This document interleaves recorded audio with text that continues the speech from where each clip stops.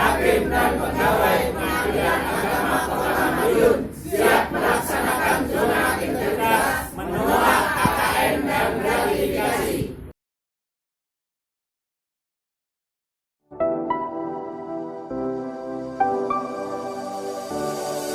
I never saw you, I couldn't read the signs. I don't know why I left you in this time, I must be blind. I guess I couldn't trust you, cause all you did was lie. Oh no, I had to you off my mind.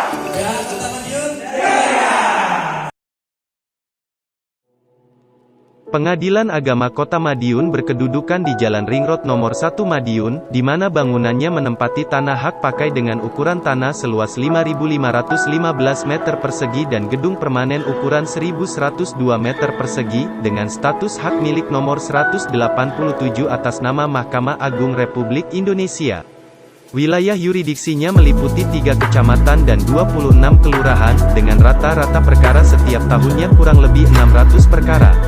Pengadilan Agama Kota Madiun memiliki 2 ruang sidang, 1 ruang tunggu umum, 1 ruang tunggu prioritas, 1 toilet umum, 1 toilet khusus, 1 ruang bermain anak, 1 ruang mediasi, dan sudah menggunakan pendingin ruangan, serta halaman parkir yang dilengkapi tamanisasi untuk kenyamanan pihak berperkara.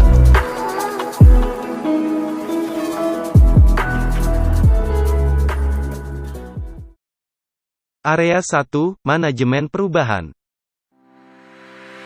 Pembangunan Zona Integritas atau ZI dimulai semenjak pencanangan pada bulan Desember tahun 2018. Pembentukan tim telah dibentuk dan mengalami perubahan sebanyak 4 kali. Tim dibentuk sesuai dengan mekanisme yang jelas dan kesepakatan bersama.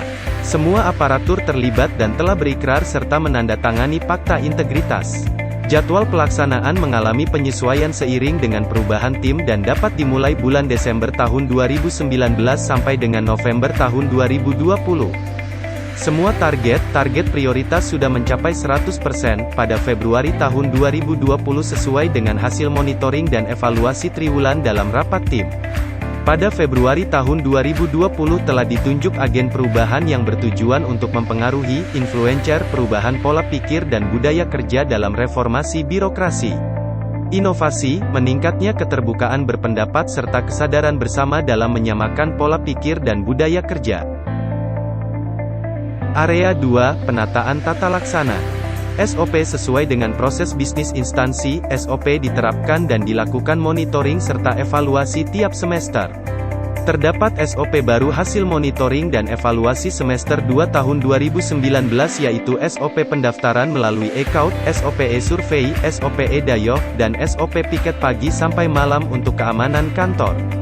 Sistem pelayanan dan pengukuran kinerja sudah menggunakan teknologi informasi dan mempunyai inovasi e-Songo yaitu 1. E-Survey, penilaian survei online secara elektronik. 2. E-Dayoh, pendataan online tamu secara elektronik.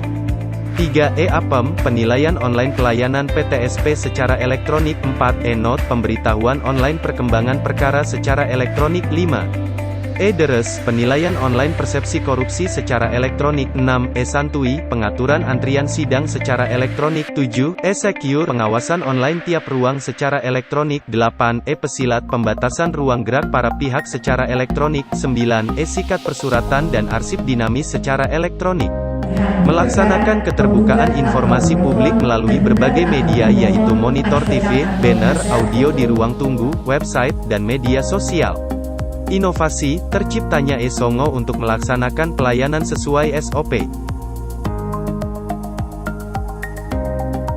Area 3, Penataan Sistem Manajemen SDM.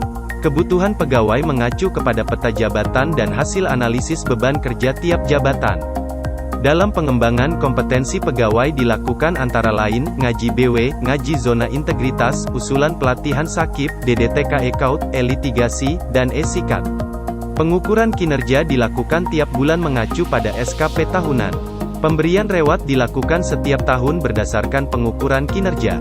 Sistem informasi kepegawaian telah dimutakhirkan secara 100%. Inovasi, meningkatnya sistem kendali yang menjamin pengembangan SDM yang berkompeten.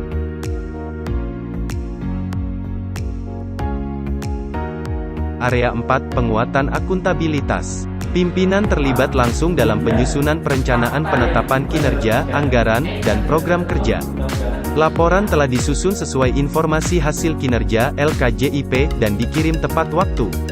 Pengelolaan akuntabilitas kinerja sudah ditangani oleh SDM yang kompeten antara lain, Ketua lulus sertifikasi TOT Mediator, Wakil Ketua meraih peringkat 4 ujian Fit and Proper Test Wakil Ketua, Sekretaris meraih peringkat ketiga Diklat PIMTK 4 dan sudah bersertifikat pengadaan barang dan jasa pemerintah, tahun 2020 Bendahara Pengeluaran dan Penerimaan sudah bersertifikat Menteri Keuangan.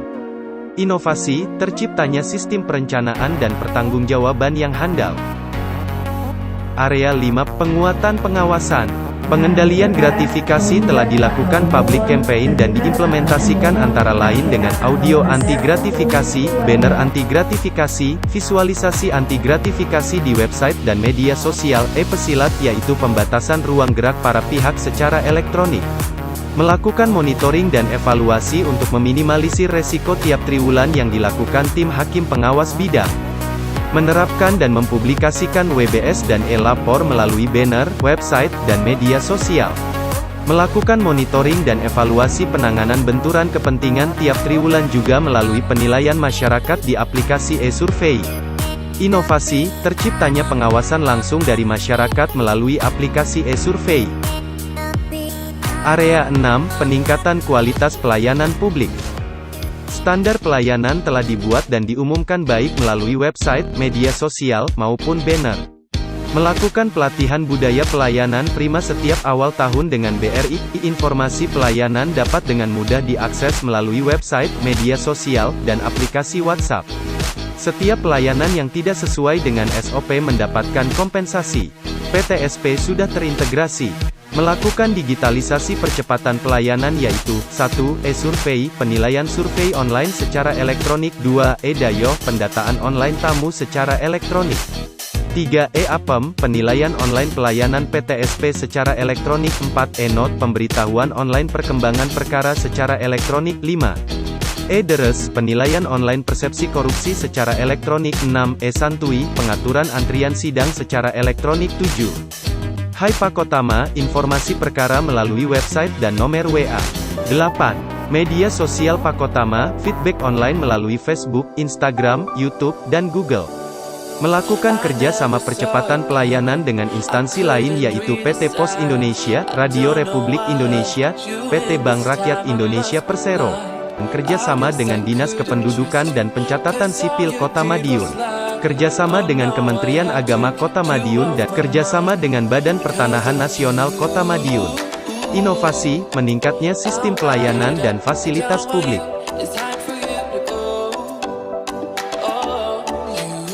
Saya mendaftar perkara ke Pengadilan Agama Kota Madiun. Pelayanannya sangat ramah, efisien, terintegrasi secara baik, dan juga cepat. Kurang lebih 10 menit sudah selesai. Terima kasih Pengadilan Agama Kota Madiun. Semoga kedepannya menjadi yang lebih baik dan terus melayani dengan sepenuh hati kepada para pihak yang berperkara. Selama saya berperkara di Pengadilan Agama Kota Madiun, pelayanannya sangat memuaskan. Dari para petugas yang sangat ramah dalam melayani para pihak yang berperkara, dan juga adanya survei kepada para pihak sebagai penunjang kinerja petugas dalam proses pelayanan berperkara agar lebih cepat. Saya mendapatkan akte cerai juga sangat cepat. Melalui notifikasi yang dikirim, saya dapat mengetahui bahwa akte cerai sudah bisa saya ambil. Selain itu, kurang lebih hanya dalam waktu 5 menit, akte cerai sudah bisa saya terima dan bawa pulang. Terima kasih Pengadilan Agama Kota Madiun.